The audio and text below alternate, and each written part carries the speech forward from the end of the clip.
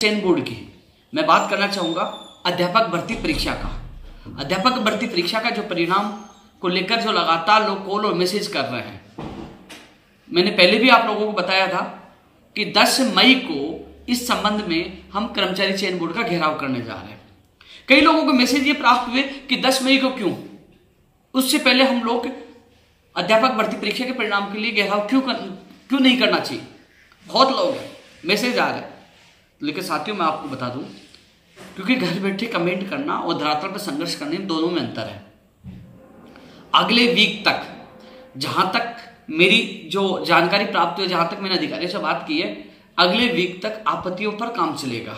Expert जो भी हैं, जो आपत्तियां निस्तारण करने में जो बोर्ड कार्य कर रहा है, तो उसमें अगला वीक लग सकता है। उसके बाद मुझे लगता है उसके अगले वीक तक परिणाम को लेकर स्थिति स्पष्ट हो गई, क्योंकि 10 तारीख को हम लोग इसलिए चुना है कि अगला वीक मान लो आपत्तियों का निस्तारण कर दे, तो उसके बाद हम तुरंत जाकर कहें क्या परिणाम जारी करो, हम लोग दबाव बना सके। तो इसलिए साथियों 10 मई सोच समझ के चुना है।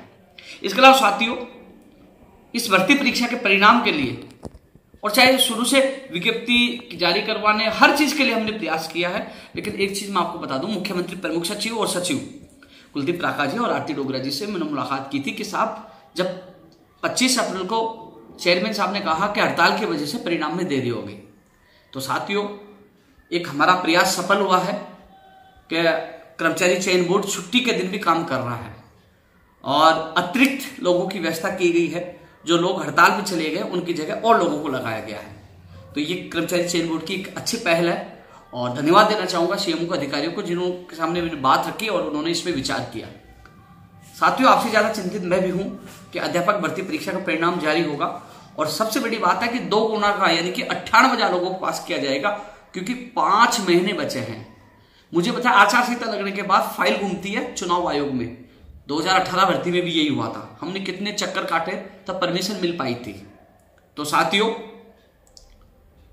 इस भर्ती को प्राथमिकता से पूरी कराने के लिए मेरा प्रयास जारी है। मुख्यमंत्री प्रमुख सचिव के सामने बात रखी थी कि अतिरिक्त कर्मचारियों की ड्यूटी लगाई जाए दस्तावेज सत्यापन में। तो चिंता ना करिए, मेरा प्रयास होगा कि आचार संहिता लगे उससे पहले आप लोगों की ज्वाइनिंग हो जाए।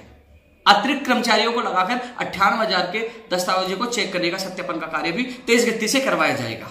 जो हड़ताल की वजह से कुछ लोग चले गए थे, उनकी जगह भी किसी को एडजस्ट किया गया है। तो ऐसे में आपको चिंतित होने की आवश्यकता नहीं है। अध्यापक भर्ती परीक्षा का परिणाम का कार्य नहीं रुका है, कार्य लगातार जारी है।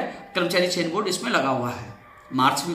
1 मार्च जो बता रहे थे, आपको पता है मार्च और अप्रैल 2 महीने बीते हैं। पीटीआई भर्ती का जो परिणाम 21 अक्टूबर को आया था, 6 महीने से ज्यादा हो गया, अभी तक 55 और 46 पदों पर परिणाम जारी नहीं हुआ है। साथियों, कि जो आपकी आपत्तियों में जो समय लग रहा है, तो बोर्ड ये नहीं चाहता अध्यापक भर्ती परीक्षा में कोई विवाद हो। जैसे पीटीआई में कमेटी बन गई और लोग बार बार कोर्ट में जा रहे हैं, कई लोग तो इसको उलझाने की कोशिश कर रहे हैं। उलझाने वाले बहुत है, सुलझाने वाले बहुत कम है, लेकिन फिर भी हम कोशिश कर रहे हैं। हमें आश्वासन मिला था 10 मई से पहले कमेटी रिपोर्ट दे देगी और किसी भी चयनित के साथ अहित नहीं होगा, ये हमें पूरी उम्मीद है और परिणाम जारी हो जाएगा। लेकिन फिर भी पीटीआई भर्ती का परिणाम जारी नहीं होता तो फिर भी हम लोग सोएंगे नहीं। मैंने उनसे वादा किया था कि इस भर्ती को उलझने नहीं दूंगा, अंतिम सांस तक, यानी कि जी जान लगा दूंगा, चाहे वो पीटीआई भर्ती हो, चाहे अध्यापक भर्ती परीक्षा का परिणाम हो या चाहे ज्वाइनिंग हो। तो अध्यापक भर्ती परीक्षा के इंतजार करने वाले अभ्यर्थियों के लिए यही विशेष मैसेज यही है कि साथियों 10 जो मई जो हमने चुना है, वो सोच समझकर इसलिए चुना है कि अगले वीक में आपत्तियों वाला लगभग काम पूरा हो जाएगा। उसके बाद हम लोग प्रेशर बना सकेंगे। अभी हम जाएंगे तो कहेंगे आपत्तियों पे काम चल रहा है, इसलिए वो हमने 10 मई को चुना लेंगे। तो इसलिए 10 मई का प्रचार आप सब शुरू कर देना कि 10 मई को अधिक से अधिक संख्या में सुबह 10 बजे कर्मचारी चयन बोर्ड अधिक से अधिक संख्या में पूछ रहा है।